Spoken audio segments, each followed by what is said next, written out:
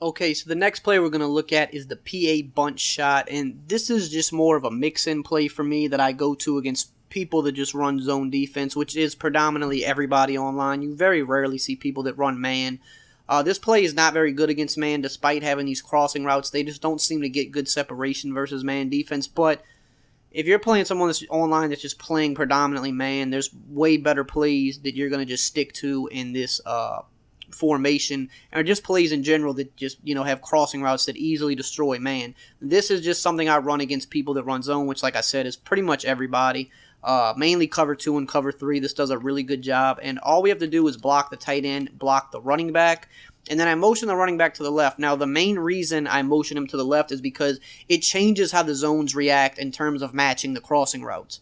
If we leave the running back to the right, the zones will do a better job at kind of containing these crossing routes, but by motioning him to the left, it changes up their matching principles, and it just makes it very hard to stop both of these crossing routes. And also, we have other plays in this formation where we motion the running back to the left, so it's kind of just part of the cat and mouse game as well, to where they can't get a read on exactly which play we're running. So, first against cover 3. Now, the good thing about this route, this RB route, as soon as he passes the linebacker and he clears him, you throw that, you pass lead it to the sideline, you're going to get really good yardage with this. Now, the reason this route is really glitchy is because it is essentially a drag route, but it runs a little bit deeper if you notice. You see how it kind of cuts a little bit deeper? That is really good for us because it allows us to pick up really solid yardage with it, because that outside zone is going to always come down to play it, but because of the angle it's running at, if we throw it at that perfect time when he passes the linebacker, we're going to get 7 to 10 yards every time. But what else is good is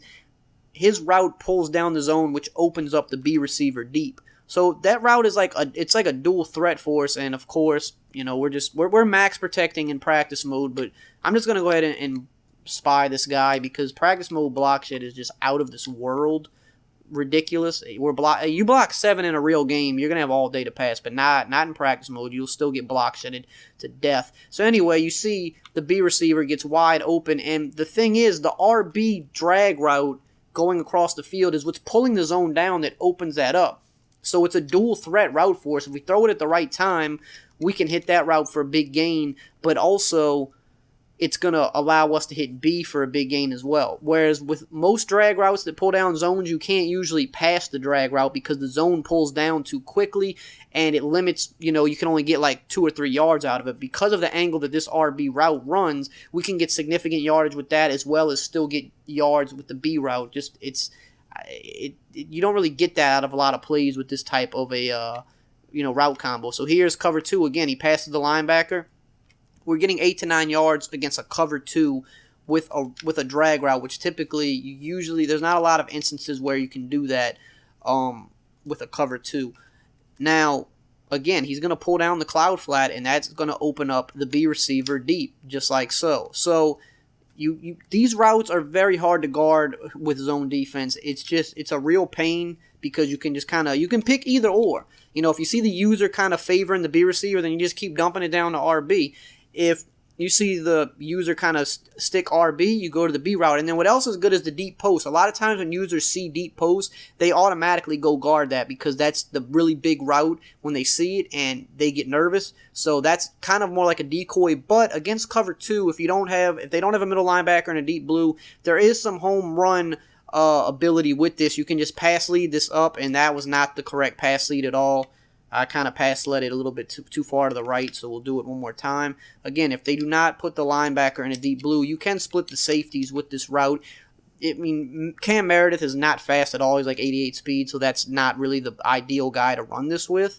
But as you can see, you can split the safeties like so and get a huge gain. And keep in mind, he's 88 speed. So if you have a Tyreek Hill or John Ross or a Brandon Cooks type guy, someone with 92, 93 plus speed, you can one-play touchdown that against cover 2, but it's not really the route I look to go to on this play. It's kind of just, if I see it developing and I see the safety splitting and I notice that it's a cover 2 and I feel like I have the time, I will try to go for the home run ball, but typically I'm just focusing on the crossing routes with this play as kind of a mix-in.